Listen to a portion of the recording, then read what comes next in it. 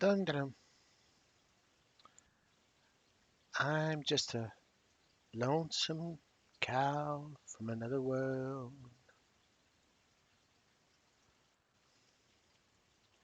Hold on. Oh, I am a cow in Sansar, the virtual reality program, game, world. Yeah, don't try this at home, folks.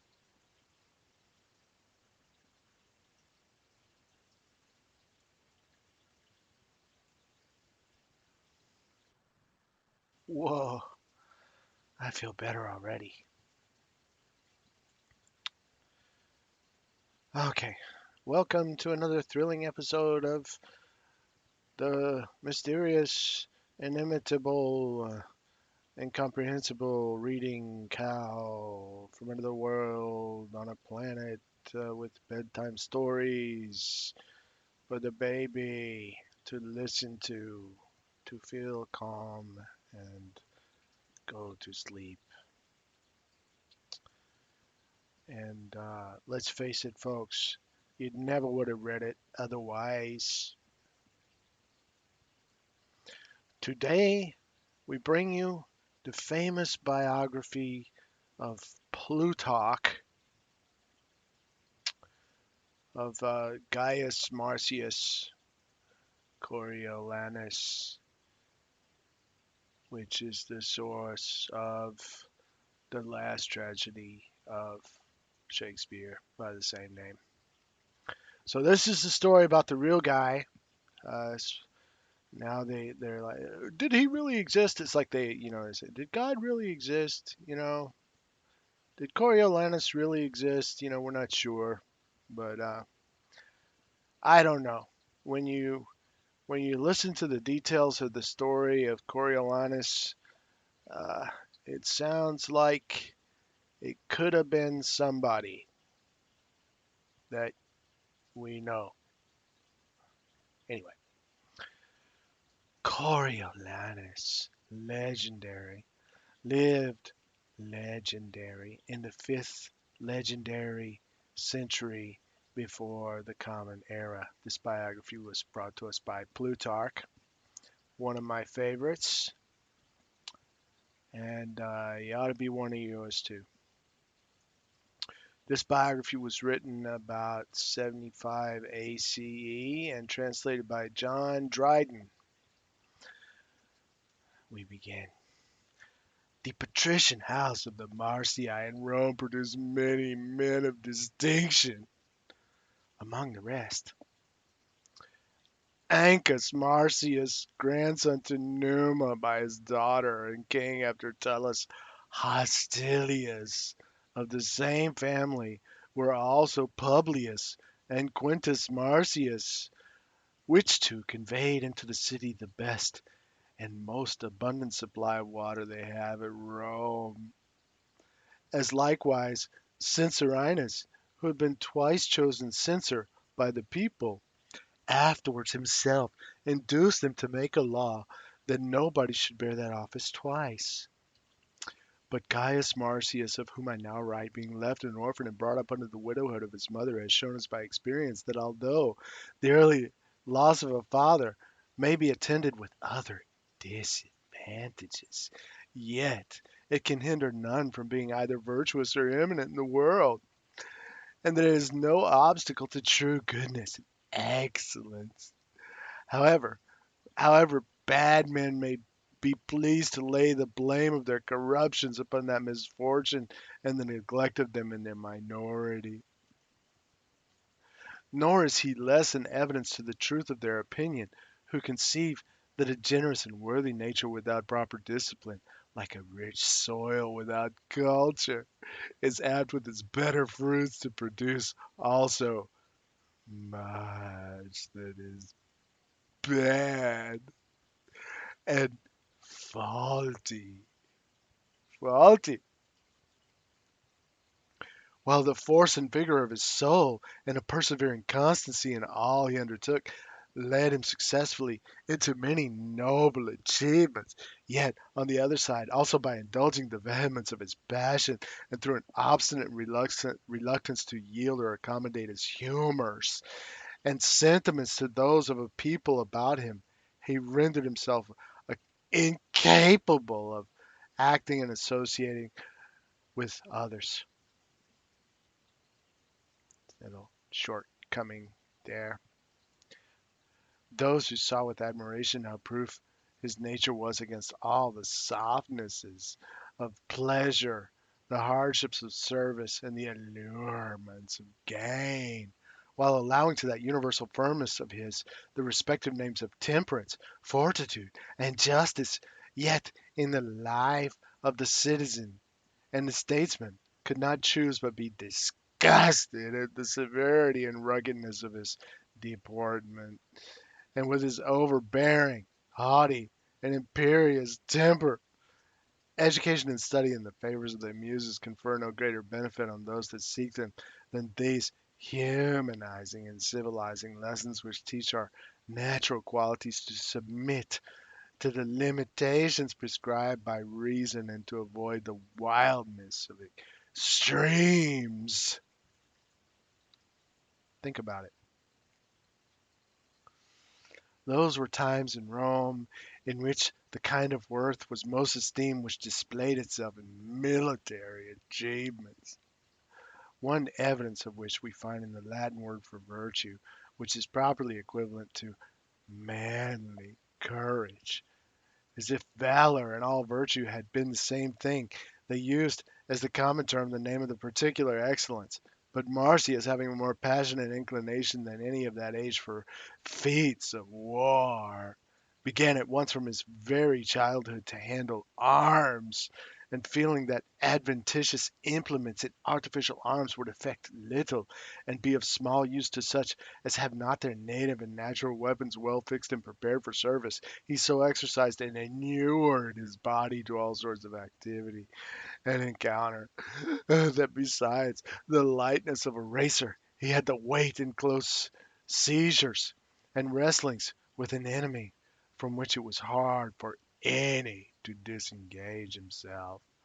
So that his competitors at home in displays of bravery, loth to own themselves inferior in that respect, were wont to ascribe their deficiencies to his strength of body, which they say no resistance and no fatigue could exhaust.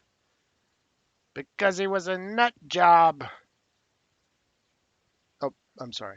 Uh, the first time he went out to the wars, being yet a stripling, was when Tarquinius Superbus, who had been king of Rome and was afterwards expelled after many unsuccessful attempts, now entered upon his last effort, and proceeded to hazard all, as it were upon a single throw. A great number of the Latins and other people of Italy joined their forces, and were marching with him toward the city to procure his restoration, not, however, so much out of a desire to serve and oblige Tarquin as to gratify their own fear and envy at the increase of the Roman greatness, which they were anxious to check and reduce. Ulterior motives. The armies met and engaged in a decisive battle, in the vicissitudes of which Marcius, while fighting bravely in the dictator's presence, saw Rome's soldiers struck down at a little distance, and immediately stepped in and stood before him and slew his assailant. The general, after having gained the victory, crowned him for this act, one of the first, with a garland of oaken branches, it being the Roman custom thus to adorn those who had saved the life of a citizen. Whether that the law intended some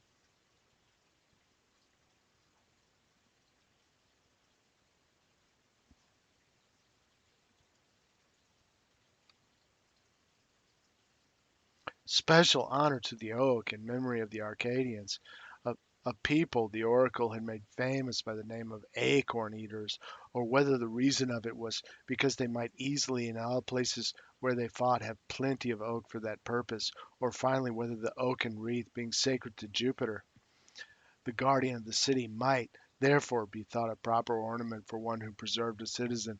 And the oak in truth is the tree which bears the most and prettiest fruit of any that grow in the wild. Think about it. And it's the strongest of all that are under cultivation. Its acorns were the principal diet of the first mortals. And the honey found in it gave them drink. I may say, too, it furnished fowl and other creatures as dainties, and producing mistletoe for birdlime to ensnare them.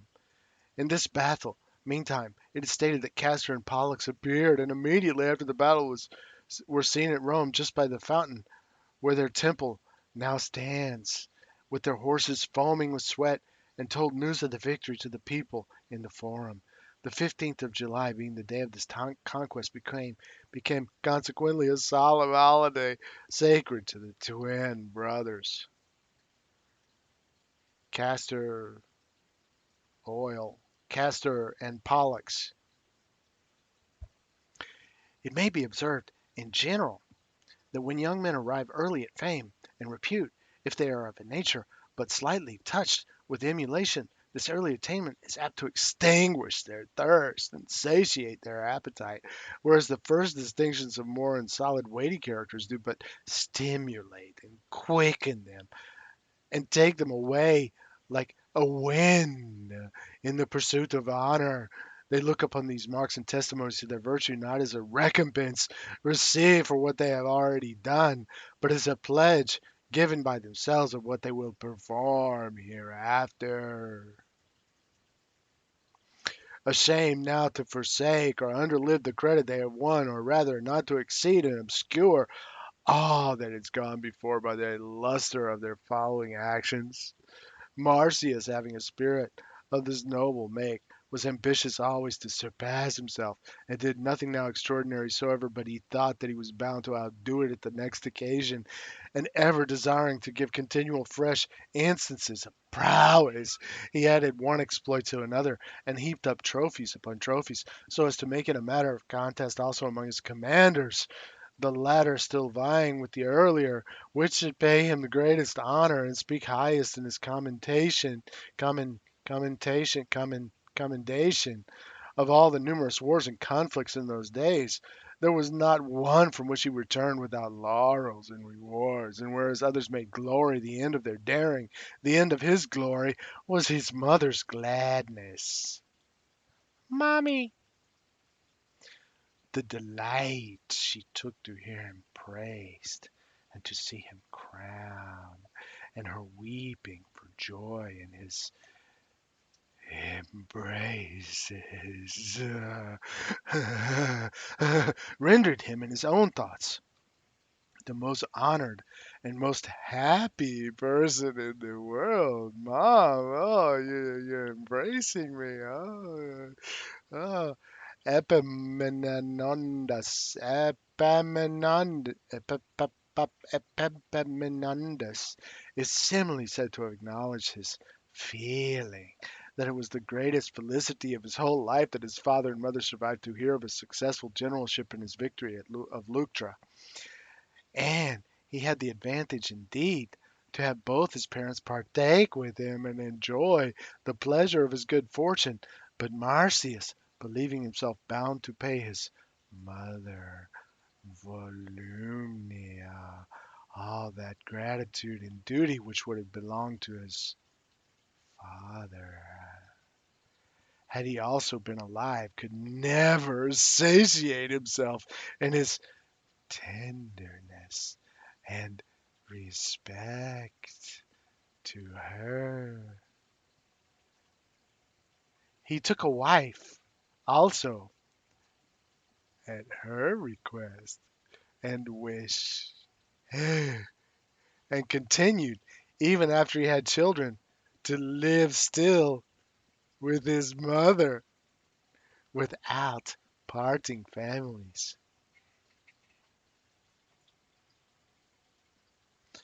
The repute of his integrity and courage had, by this time, gained him a considerable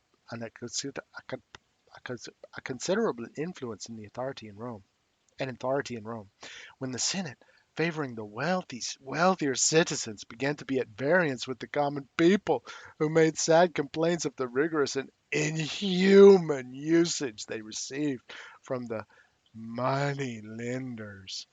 For as many as were behind with them and had any sort of property, they stripped of all they had by way of pledges and sales, and such as through former exactions were reduced already to extreme indigence, and had nothing more to be deprived of. These they led away in person and put their bodies under constraint, notwithstanding the scars and wounds that they could show in attestation of their public services and numerous campaigns, the last of which had been against the Sabines, which they undertook upon a promise made by their rich creditors that they would treat them with more gentleness for the future. Marcus Valerius the consul, having by order from the Senate engaged also for the performance of it. But when, after they had fought courageously and beaten the enemy, there was, nevertheless, no moderation or forbearance used, and the Senate also professed to remember nothing of that agreement. What? What? I don't remember. I forgot. I'm like Ronald Reagan. I forgot everything. Remember nothing of that agreement, and sat without testifying the least concern to see them dragged away like slaves and their goods seized upon us formerly. There, there began now to be open disorders and dangerous meetings in the city, and uh, they're assembling the right to assembly. Did somebody say they had that right? I don't think so. Assembling. They were assembling. They were having dangerous meetings in the city, and the enemy, also aware of the popular confusion, invaded and laid waste the country. And when the consuls now gave notice that all who were of an age to bear arms should make their personal appearance, but found no one regard their summons, the members of the government, then coming to consult what course should be taken, were themselves again divided in opinion. Some thought it most advisable to comply a little favor of the poor by relaxing their overstrained rights and mitigating the extreme vigor of the law, while others withstood this proposal. Marcius, in particular, with more vehemence than the rest, alleging that the business of money on either side was not the main thing in question. He urged that this disorderly proceeding was but the first insolent step towards open revolt against the laws, which it would become the wisdom of the government to check at the earliest moment. Nip it in the bud. That's what I say. Nip it in the bud. In the bud. There had been frequent assemblies of the whole Senate within a small compass of time about this difficulty, but without any certain issue.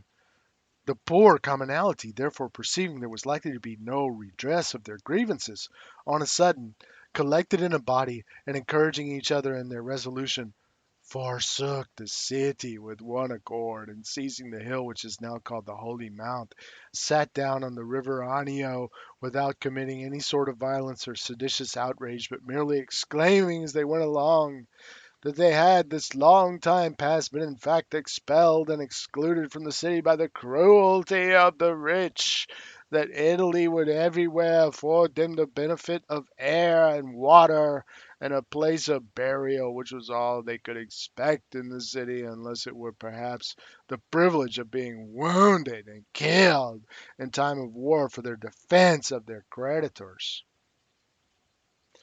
The Senate, apprehending the consequences, sent the most moderate and popular men of their own order to treat with them. Menenius Agrippa, their chief spokesman, after much entreaty to the people and much plain speaking on behalf of the Senate, concluded at length with the celebrated fable.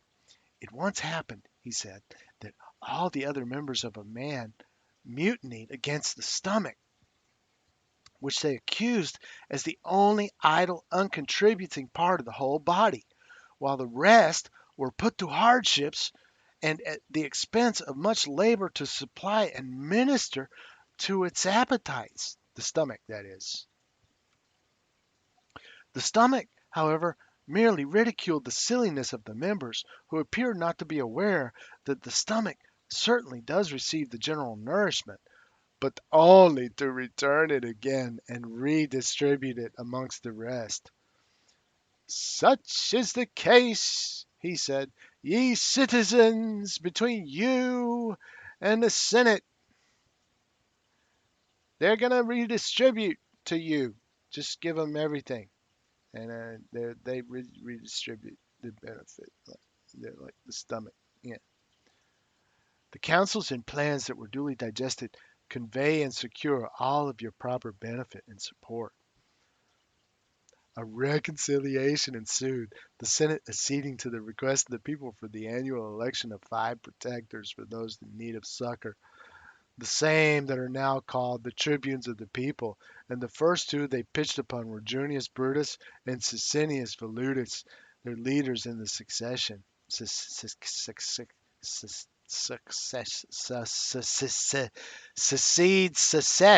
Secession. The city being thus united, the commons stood presently to their arms, and followed their commanders to the war with great alacrity. As for Marcius, though he was not a little vexed himself to see the populace prevail so far, and gain ground of the senators, and might observe many other patricians have the same dislike of the late concessions, he yet besought them not to yield at least to the common people in the zeal and forwardness which they now showed for the country's service, but to prove that they were superior to them, not so much in power and riches as in merit and worth. The Romans were now at war with the Volscian nation, whose principal city was Corioli, when therefore Cominius the consul invested this important place. The rest of the Volscians, fearing it would be taken up, mustered up whatever force they could from all parts to relieve it, designing to give the Romans battle before the city, and so attack them on both sides. Cominius, to avoid this inconvenience, divided his army, marching himself with one body to encounter the Volscians on their approach from without, and leaving Titus Lartius, one of the bravest Romans of his time, to command the other and continue the siege. Those within Corioli, despising now the smallness of their number, made a sally upon them, and prevailed at first, and pursued the Romans into their trenches.